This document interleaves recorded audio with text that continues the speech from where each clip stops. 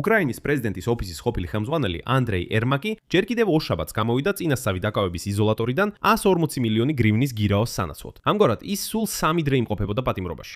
შედეგად გირაოს თანხა ყველამ ერთად შეაგროვა, მიუხედავად იმისა, რომ თითქოს ერმაკს ყველა ჯიბეში ყავდა, მაგრამ რატომღაც არავინ აჩქარებულა მისი გადარჩენისკენ. მაგრამ უკვე დღეს გახდა ცნობილი, ვინ და როგორ გადაიხადა გირაო ერმაკისთვის. და თქვენ ძალიან გაგვირდებით, რამდენად ტოქსიკური გახდა ერმაკი, თუნდაც მის უახლოეს გარემოცვაში, განსაკუთრებით კი პრეზიდენტ ვლადიმირ ზელენსკის გარემოცვაში. ამ გამოშვებაში განვიხილავთ, ვინ გაიღო ფული ერმაკის გირაოსთვის, რატო იყო მისთვის ასე რთული კანონიერი ფულის პოვნა და როგორ გამომძიებლების თქმით პრეზიდენტის ოფისში გასცემდნენ მითითებებს. ფულის შეგროვება ისე, რომ არ გამოჩნდეს კავშირი, ეხლა უკვე ტოქსიკურ ყოფილ ზელენსკის ოფისის ჩინოვნიკთან. ამ დროს მოულოდნელად ხდება ცნობილი, რომ თიმურ მინდიჩმა სარჩელი შეიტანა უკრაინის პრეზიდენტ ვლადიმირ ზელენსკის წინააღმდეგ. რის გამოც და რატომაც, ამასაც განვიხილავთ ამ გამოშვებაში.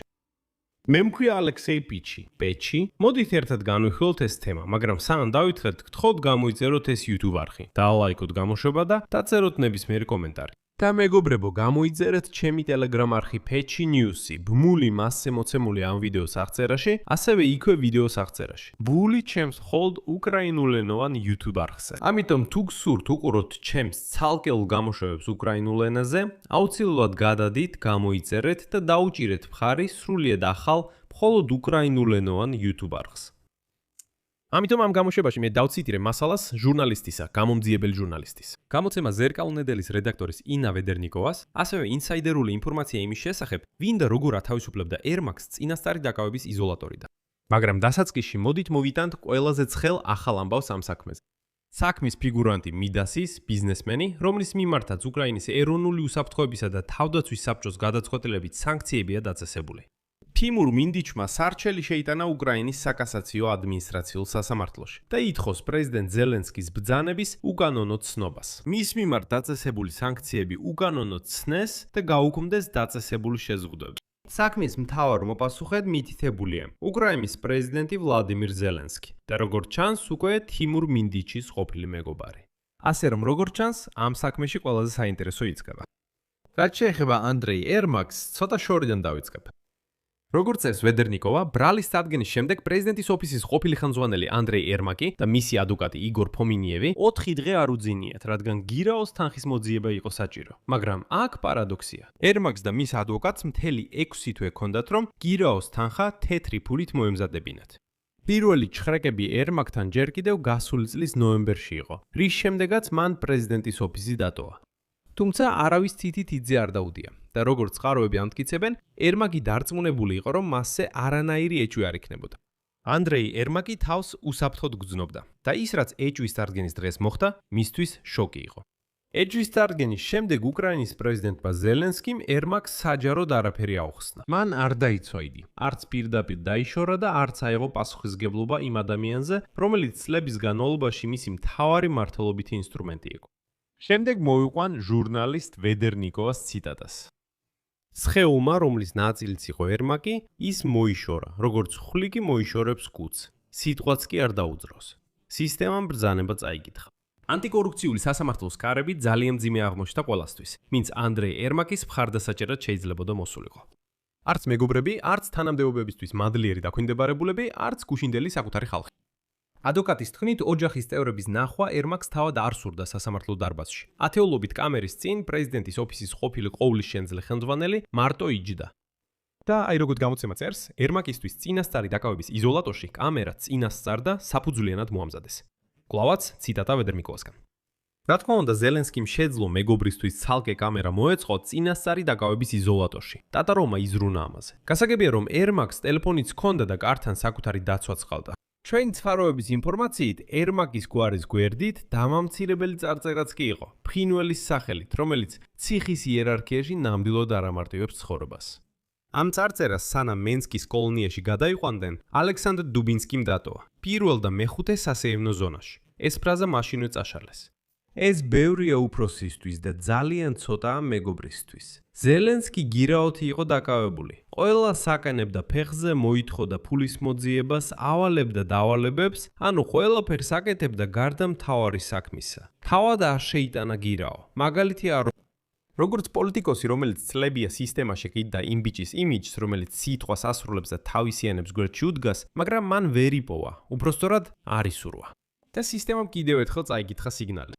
შედეგად ნახეთ რა გამოვიდა. ერმაკის დასაცავად არ გამოვარდნენ არც სერგეი შეფირი, არც დავით არახამია, არც კივილ ტიმოშენკო, არც იური გოლიკი და ასე შემდეგ და ასე შემდეგ. შემდეგ კიდევ ერთი ციტატა. მაგრამ თავარი დასკვნა უკვე აშკარაა. შაუმა სისტემამ ვერ შეძლო სწრაფად გამოემუშავებინა თეთრი ფული, თუნდაც საკუთარ თავისთვის.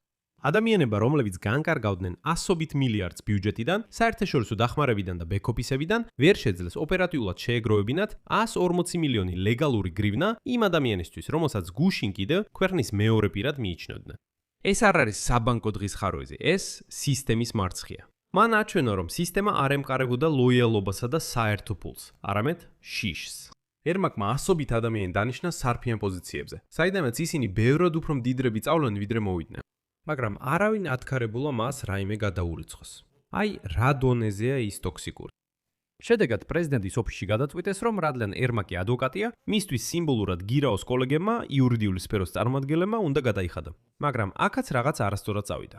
შედეგად გამოჩნდა სია იმ ადამიანებისა, ვინც ერმაკისთვის გადაიხადა. და ეს სია აჩვენებს, რომ ფული მთელ მსოფლიოში ეძებდნენ.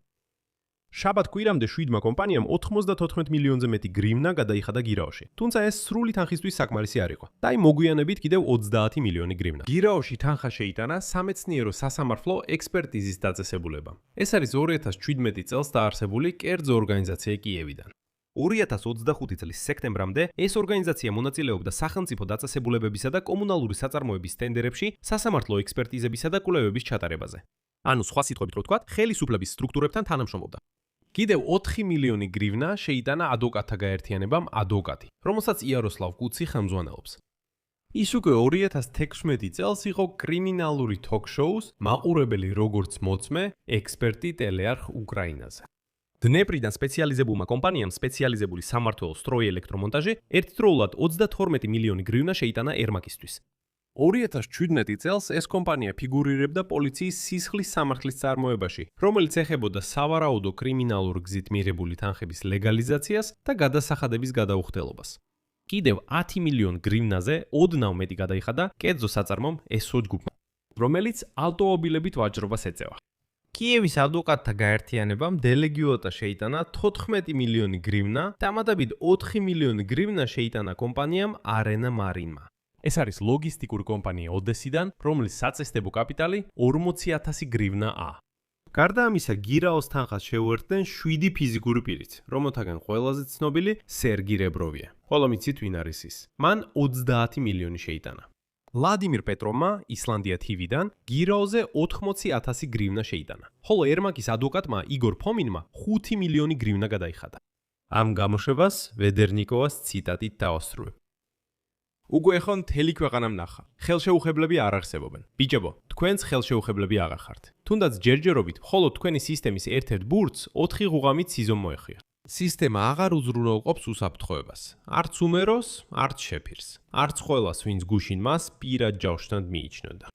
ეხლა ისინი სხედან, უყურებენ ამ ყველაფერს და ფიქრობენ. ვინ და როგორ შემიგროვებს გირაოს მე, თუ ქვეყნის მეორე ადამიანთან ესეთი ამბავი მოხდა? აქ წერტილებს დავაყენებ. თქვენი აზრი და დასკვნები კომენტარებში დაწერეთ ამ გამოშვების ქვეშ. გამოიწერეთ არხი, დააწეკით ზარს და არ დაგავიწყდეთ ლაიქის დაჭერა. გუგშურთ ამ YouTube არხის მუშაობის მხარდაჭერა, შეგიძლიათ ფინანსურად დაეხმაროთ ნებისმიერი დონატის საშუალებით ბმულებზე და რეკვიზიტებზე. ამ ვიდეოს აღწერაში ან თქვენს ეკრანებზე არსებულ QR კოდზე. ასევე შეგახსენებთ გამოიწერეთ ჩემი უკრაინულენოვანი YouTube არხი. მისი ბმულიც ამ ვიდეოს აღწერაშია. ამით ყველაფერი დასრულდა. იზრუნეთ საკუთარ თავზე. ყველას დროებით.